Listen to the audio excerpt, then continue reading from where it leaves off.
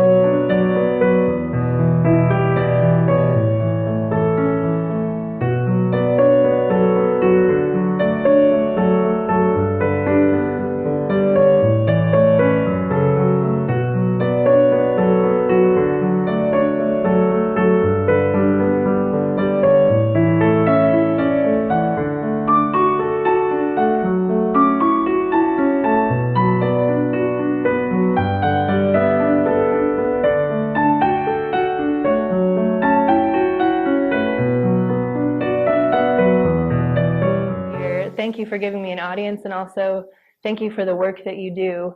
We need you. Apologetics is important, even though a lot of people don't think it's important. My hope for this short talk is just that I will in some way encourage everyone here to continue the good work in apologetics.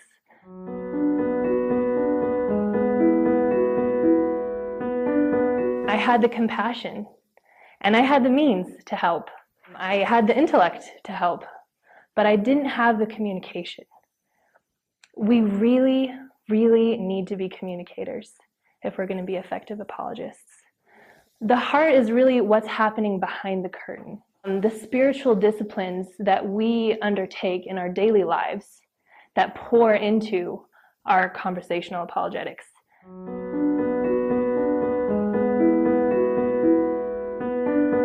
I think if you're getting aggravated in a conversation and you feel yourself that anger rising, it's okay to take a step back. Start saying, you know what, let's meet again another time. I think that when we're training for a physical fight, I studied Kung Fu, and so while I was in China, and he was very, very careful with emotions and always teaching me, if you are angry, you do not fight. You do not. You wait until you're in control of your emotions. I really believe it's the same when we're engaging in a debate. Don't fight angry. Just keep yourself in check.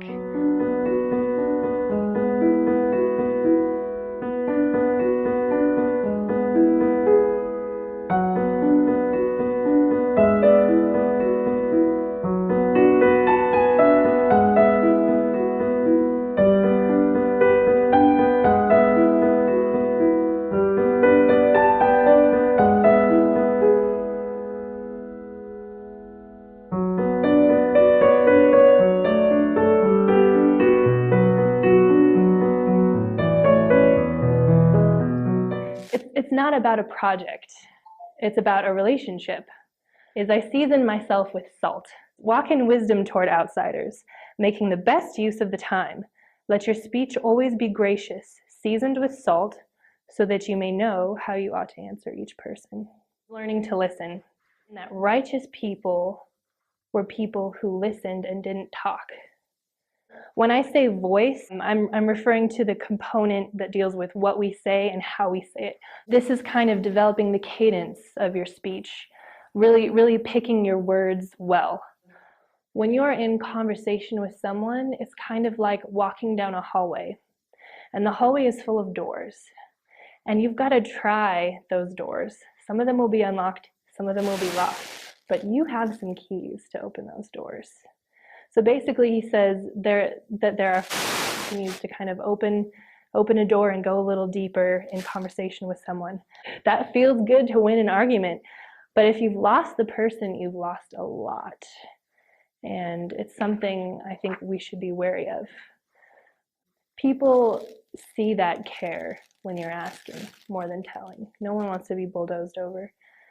Just listening to people, it's so powerful. So many people just want to be heard, just want to be listened to. And the face is more about what we convey and how we interact with people.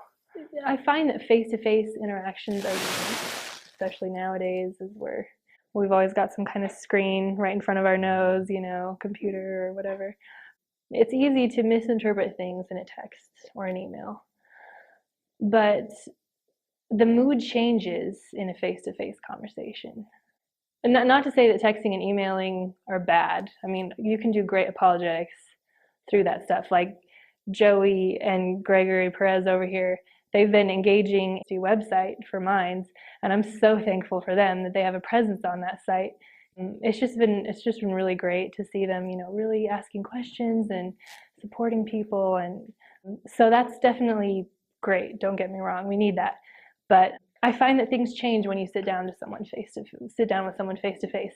And there have been a couple times when I've been on an online forum talking with someone or something like that, and they're really aggressive, and then I'll just say, "Oh, I see you're in the area. Would you like to go get a coffee sometime? I'd love to hear more about your views." And the minute you sit down, everything changes. It's so funny. It's like all of a sudden they're smiling and they're telling you about their kids and their dog, and here's a cell phone picture of my house plant. It's just like, it's just awesome, people just relax. If there's someone who's particularly aggressive that you're interacting with, just go out to dinner with them. It'll make a world of difference. I think it's also important when you're dealing with someone to emphasize that it's an invitation. It's not a challenge. So it's not so much what you say, but how you say it. And again, going back to winning the person and not the argument, just being engaging and winsome in order to connect. Ravi Zacharias says, communication requires words and concepts that do not create gaps, but build bridges. And there have been times when I've been in conversation with a student or something, and I just find as I'm conversing with this person, there's like this gap that's just opening up between us. And I have to stop and think, okay, what have I said, or what have they said, or what happened? What kind of words am I using that are creating this gap? And trying to change that and build bridges instead, build more bridges to that person. Again, showing them that you care, even if it's just listening. To be gentle, no matter how harsh the opposition is. The opposition is harsh. I know it is. I know people in this room have been burned, and I'm sorry for that. But and it's our responsibility to be gentle and to keep going.